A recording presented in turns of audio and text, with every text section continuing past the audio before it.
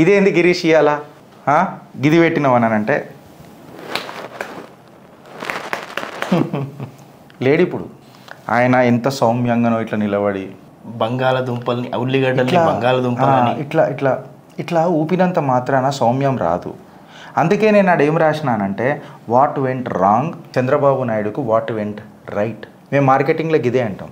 మేము మార్కెటింగ్లో మా sales and మార్కెటింగ్లో మేము ఏదైనా ప్రోడక్ట్ ఫెయిల్ అయితే what went right what went wrong. If the product is a hit what went right. If product is at a wrong what went wrong.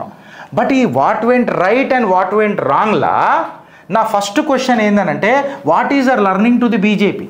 ఈ రాష్ట్రంలో కానీ ఈ రాష్ట్రంలో కానీ బీజేపీ ఏం నేర్చుకుంటుంది అని అనేది నేను అడుగుతున్నా బీజేపీ నాయకులను కూడా. ఈ మాట నేను ఎందుకు అడుగుతున్నానంటే వెనకటికి జగన్ ప్రజలలో ఉన్నాడు, ప్రజా నాయకుడు లెక్క తిరిగిండు, ఓదార్పు యాత్ర అని తిరిగిండు, ప్రజలతో మమేకమై తిరిగిండు. ప్రజలు ఆయనకు పెద్ద పట్టం కట్టిండ్రు, ఎనలేని విజయం ఆయనకిచ్చిండ్రు. పరిపాలన మీద ఫోకస్ చేయకుండా పొలిటికల్ వెండేటాకు పెద్దపీటేసిండు, రాజకీయ పగ సెగలను లేపిండు. రచ్చబండ కార్యక్రమం ఏదైతే ఉన్నదో 5 సంవత్సరాల నుంచి దాన్ని పోస్ట్పోన్ చేసుకుంటూ పోయిండు ఆంధ్రాలో. వైసీపీ పవర్ హౌస్ ఏదైతే ఉన్నదో తాడిపల్లిలో నాకు తెలిసి ఒక్క మీటింగ్ పెట్టలేయాల.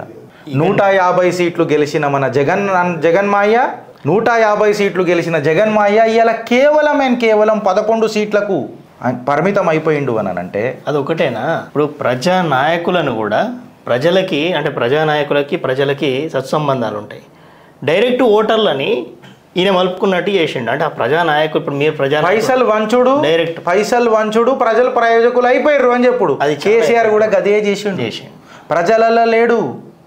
రేవంత్ రెడ్డి గిరిజన దళిత గిరిజన ఏమంటారు అదే దండోర యాత్ర అని ఒకటి, బహుజన ఆ డిక్లరేషన్ అని ఒకటి, ఈ డిక్లరేషన్ అని ఒకటి, ఏదో బరాలు డిక్లరేషన్ పెట్టి ప్రజలలోకి పోయిండు. మేము కాంగ్రెస్ పార్టీలు అందరు కమిడియన్లు అనుకున్నాం. But they have become a serious note just before the election. 15 రోజుల ముందు సత్తా పల్టాన్ చేసిరు, ప్రజలలో ఉన్నారు. ఇంకా హైలైట్ ఏంటంటే మన జగన్మాయ మైక్ పట్టుకొని ఇట్లా కొట్టుకుంటా ఆయన పోయాడు. ఏం మాట్లాడిండో మాకు తెలియదు మా జగన్మాయ. కాకపోతే ప్రాబ్లం ఏమైందంటే జగన్మాయతో శ్రీధర్ అన్న ఈయన ఏడికన్నా పర్యటనకు పోయిందంటే అక్కడ టీడీపీ నాయకులను అరెస్టు చేసు. అరే ఏం కట్టలు కట్టిర్రు అని వాళ్ళని అరెస్ట్ చేస్తున్నావు నువ్వు అనవసరంగా, దీని దహాడాలని హీరోలు చేస్తున్నావు. ప్రజలు ఇది చూస్తున్నారు. ఇవాళ కూడా ఒక వీడియో చూస్తున్నా, అరే కొడాలి నాన్న రే ఏంది అది అంత వ్యతిరేకత ప్రజలలో తీసుకొచ్చిండ్రు అంటే మీరు మళ్ళీ రాజకీయ చరిత్ర ఎట్లా మొదలెడతారు అని అడుగుతున్న జగన్మాయ మిమ్మల్ని. రాజకీయాల్లో ఫ్యామిలీ విషయాలు ఎంత దారుణం అంటే పర్సనల్ విషయాలు తీసుకురావడం, పర్సనల్ విషయాలు.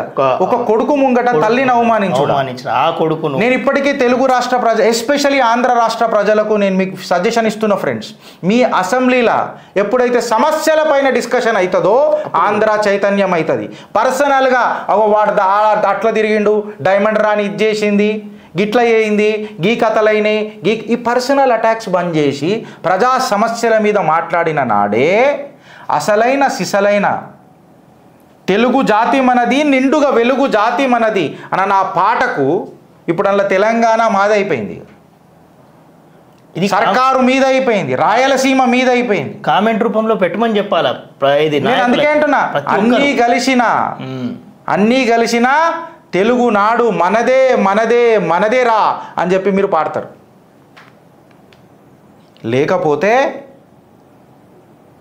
ఇంకొక నాయకుడు వస్తాడు, అసెంబ్లీలో తిట్టుకుంటే మనమే బాగా చూస్తున్నాం.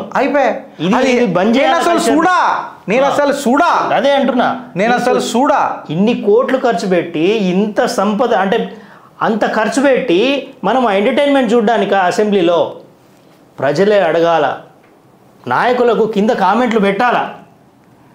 అటువంటి షోలు మనకొద్దు. జబర్దస్తులు మస్తుగా ఉన్నాయి బయట చూడడానికి. ప్రజా సమస్యల మీదనే డబల్ మీనింగ్ డైలాగులకు బంద్ చేసేసేసి, ఫ్యామిలీ అటాక్స్ బంద్ చేసేసి, సింపుల్గా ఇగో ఇది ఇష్యూ, ఇగో ఇది సొల్యూషన్. మన చిత్రగుప్త తరపున కూడా నేను ఇప్పటికీ చెప్తున్నా, ఆ రోజు మీరు కూడా మాట్లాడినరు, మనం కూడా మాట్లాడినాం. నేను మళ్ళీ ఒకసారి దౌరాస్తున్నా ఏందని అంటే, మీరు ఇచ్చిన మేనిఫెస్టోలో ఆంధ్ర ప్రజలకు చెప్తున్నా, ఒక మేనిఫెస్టోలు ఇది ఇచ్చిర్రు, ఇది అయితలేదు అని అంటే నో ప్రాబ్లం, మీ ప్రభుత్వాలను దూషించకుర్రి. దేశ ఆర్థిక వ్యవస్థ, రాష్ట్ర ఆర్థిక వ్యవస్థ నాశనం పట్టించే స్కీములు ఇంప్లిమెంట్ ఎగ్జిక్యూట్ కాకపోయినా నో ప్రాబ్లం. అసలు ప్రజలు కోరుకుంటలేరు అవి, ప్రజలు కోరుకుంటలేరు. నాయకులే మనకు నాయకుడు అనేటోడు మావయ్య కావద్దు, మనకు నాయకుడు అనేటోడు చీఫ్ ఎగ్జిక్యూటివ్ ఆఫీసర్ కావాలా. చంద్రబాబు నాయుడు అన్నాడు అన్నమాట. కాదు, ఈడ 6 గ్యారెంటీలు మనం కోరుకున్నామా? ఎవరు కోరుకోలే. వీళ్ళే ఇస్తున్నారు, వీళ్ళే కొట్లాడుకుంటున్నారు. దేశ ఆర్థిక వ్యవస్థను కావచ్చు, రాష్ట్ర ఆర్థిక వ్యవస్థను అప్పులు చేస్తున్నారు, కడుతున్నారు. ఆడ ఫ్రీ అంటున్నారు టికెట్, ఈడ లాజిస్టిక్స్ ఖర్చు పెట్టేసిండు. గాలికోయే పేలపిండి సమర్పయమంటున్నారు, కథం కిందికి వెళ్ళి డబ్బులు కొట్టేస్తారు.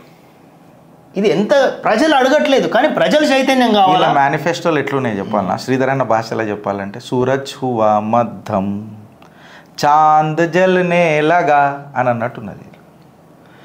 ఇలా గిట్ల స్కీములు తీసుకొచ్చినందుకే మా జగన్ మాయ్యకు, లేకపోతే ఇంకెవరన్నా వచ్చే బాబాయికి, జగన్ మాయ్యలు బాబాయిలు వద్దు, చీఫ్ ఎగ్జిక్యూటివ్ ఆఫీసర్ నిలదీయండ్రి నాకు ఒక్కొక్కండి.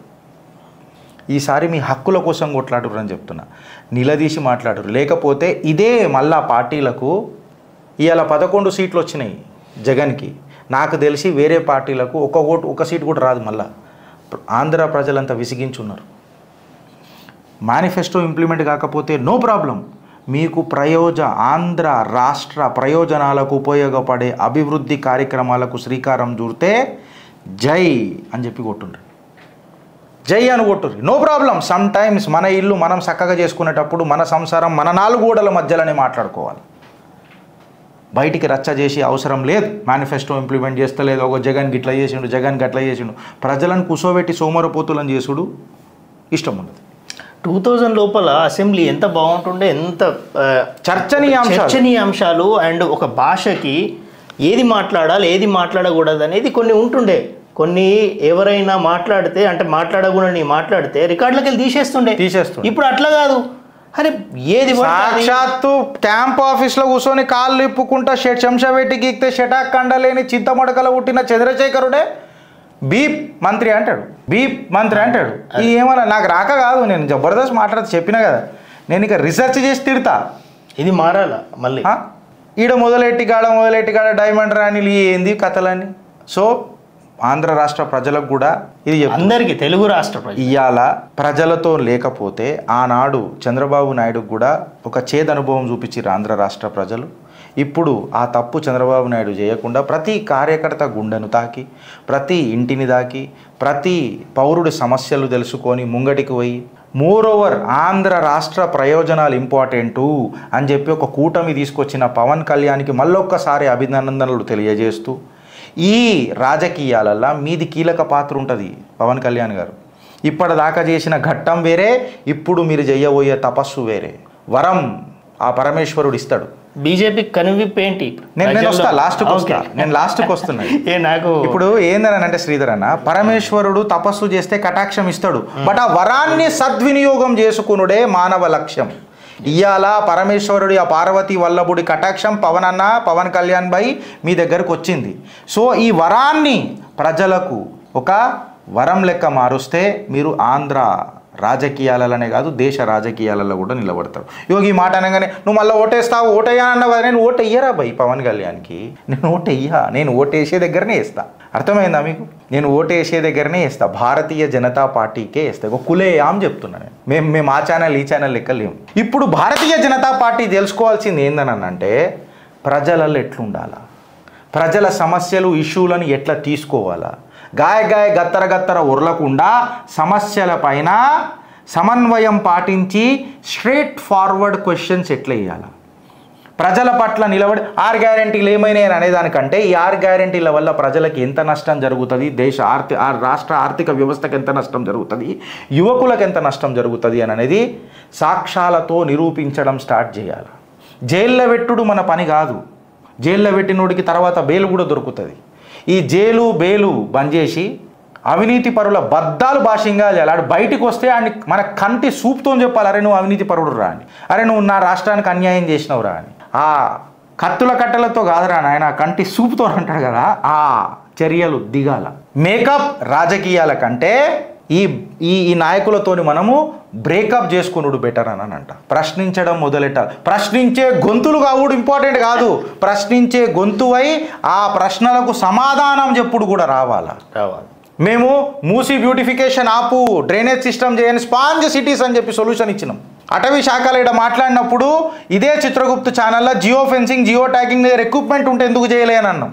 దేవాదాయ శాఖకి ఇట్లా జరిగినప్పుడు కన్సాలిడేటెడ్ చేసి ఇది ఒక ఈ దేవాదాయ శాఖను అవసరమైతే వక్ఫ్ను వాళ్ళు ఒప్పుకుంటే వాళ్ళు లీగల్గా తీసుకుంటే సరే, నేను దీని పక్కకు పెడతా, వక్ఫ్ గురించి మాట్లాడా. దేవాదాయ శాఖ ఆడికి వస్తే ఫారెస్ట్ డిపార్ట్మెంట్, ఇవన్నిటికి ఒక సపరేట్ ఇంకొక హెడ్ కావాలి. ఎందుకంటే ఈడు ఇంకొకటి అంటాడు, ఆడ ఇంకొకటి అంటాడు, ఆడ ఇంకొకటి అంటాడు, నేను ఆమెతో మాట్లాడా, నేను ఈయనతో మాట్లాడా, ప్రజలు మా అయ్య జాగిరా అని చెప్పి ఇక మేము చావాలా? సో ఒక కన్సాలిడేషన్ పరిపాలన తీసుకురండి. ఈ ధరణి దరిద్రం అని చెప్తారు కదా, ఆడికి మొదలెట్టుర్రి. సో అది మాట్లాడితే సమస్యలు భారతీయ జనతా పార్టీకి ఫేస్ చేయనికే, అటు దట్ మ్యాటర్ రిజాల్వ్ చేయనికే జియో నంబర్ 46 బాధితులకు నిలబడుర్రి. ఇవ్వాలి 2 ప్రభుత్వాలు వాళ్ళని మోసం చేసినాయి. అసెంబ్లీ సాక్షిగా బట్టి విక్రమార్క గారు మాట్లాడినారు, వాళ్ళను మోసం చేసిండ్రు. ఇవాళ గెలిచిన చింతపండు నవీన్ గారు మోసం చేసిర్రు. ఆయనను అడుగుర్రి, ఆయన కార్ని పెట్రోల్, ఆయన డీజిల్ సేవ్ చేయర్రి. నేషనల్ వెల్త్ డీజిల్ సేవ్ చేయడం, కార్లు, ఆయన కార్లు కూడా ఎక్కొద్దు, ఆయన అడగాల, ఆయన ప్రశ్నించడం మొదలుపెట్టు, ఆయన సమాధానాలు వెతుక్కోవాలా. చింతపండు నవీన్ గెలవంగానే కాదు, రాజకీయం చేయడమే గెలుపు కాదు. గెలిచినాక ప్రజలను గెలిపించడం నీ అసలైన గెలుపు. గుర్తుపెట్టుకో చింతపండు నవీన్. ప్రజానాయకుడు అని చెప్పుకుంటావు, ప్రజలకు న్యాయం చేయి అని చెప్తున్నా. జియో నంబర్ 46 బాధితులకు ఏం చేస్తావు అని అడుగుతున్నా. భారతీయ జనతా పార్టీకి ఒక చిన్న హింట్ ఇస్తున్నా. సెకండ్ క్వశ్చన్ అడుగుతున్నా. 6 గ్యారెంటీలు ఆవిరైపోయాయి రేవంత్ అన్న, ఎప్పుడు ఉడకబెడతావే బియ్యము? గ్యాస్ అయిపోతున్నది సిలిండర్లో. రాకేష్ మోహన్ డోబ్రియాల్ ఏమవుతాడో నాకు తెలియదు, అటవీ శాఖ ఏం చేస్తుందో ఇంకా తెలియదు. ఇక మేమే మళ్ళీ గెలకాల్సి వస్తుంది. పోరలకు స్కాలర్షిప్ ఎప్పుడు ఇస్తావే? 5,600 కోట్ల నిధులు ఎప్పుడు రిలీజ్ చేస్తావే రేవంత్ అన్న? పెన్షనర్లు అడుగుతురు వాళ్ళ డిఏ ఏమైందే? రంజిత్ రెడ్డిని ఏం చేస్తావే? మా ఆంజనేయుడిని కిందేసిండే. ఇది మాట్లాడరు. అయోధ్యలనేమో రాముడి ప్రాణప్రతిష్ఠ చేసినా ఓడిపోయిండ్రు అని చెప్పి మాట్లాడతారు. మళ్ళీ షేవెల్లా రంజిత్ రెడ్డి మా ఆంజనేయ స్వామిని నెట్టేసినందుకు ఓడిపోలేదా? ఉసురు ముట్టలేదా? ఇవాళ మీకు శాపం తలగలేదా? చిత్రగుప్తు ద్వారా నేను అడుగుతున్నా. దీనికి సమాధానం చెప్తావా రంజిత్ రెడ్డి? రాజకీయాన్ని వ్యభిచారం చేసి నడుపుతున్నావు నీ దందల కోసం. 4 ఫ్లోర్లు ఎక్కువ కానికే పార్టీలు మారినవు. ప్రజాసేవ అని చెప్పి బూటకు మాటలు మాట్లాడినవు. పెద్ద గుడ్లు ఇస్తా అని చెప్పి చిన్న గుడ్లు వంచినవు. కోళ్ళకేసే దానాల దొంగతనం చేసినావు. తెలంగాణ లల్లు ప్రసాద్ యాదవ్ అయినవు రంజిత్ రెడ్డి. నీ మీద అద్భుతాలు సృష్టిస్తానన్న మా రేవంత్ అన్న ఆనాడు వాసన అన్నాడు, ఇవాళ సువాసన అంటున్నాడు. అన్నగా పాట మంచుకున్నది, రాసి పెడదాం. మట్టి వాసన అని ఒక పాట రాసినావు, ఇది రేవంత్ అన్న వాసన. ఇది మేమంటున్నాం. ఇవాళ అడుగుతుంది చిత్రగుప్త్, అడుగుతుంది తెలంగాణ. రేవంత్ అన్న ప్రజలను అడుగుతున్నా, లాస్ట్కి ఆలోచిస్తారా లేక అనుభవిస్తారా? స్కూల్ ఫీజు నియంత్రణ ఇంకా సెకండ్ ఉన్నాయి. ఇవాళ దాన్ని పెద్ద స్కూప్ అవుతుంది ఒకటి. ఇవాళ ఒక పెద్ద స్కూప్ ఉన్నది దాన్ని. అంటే ఇవాళ అంటే ఇవాళ కాదు, దాన్ని ఉన్నది.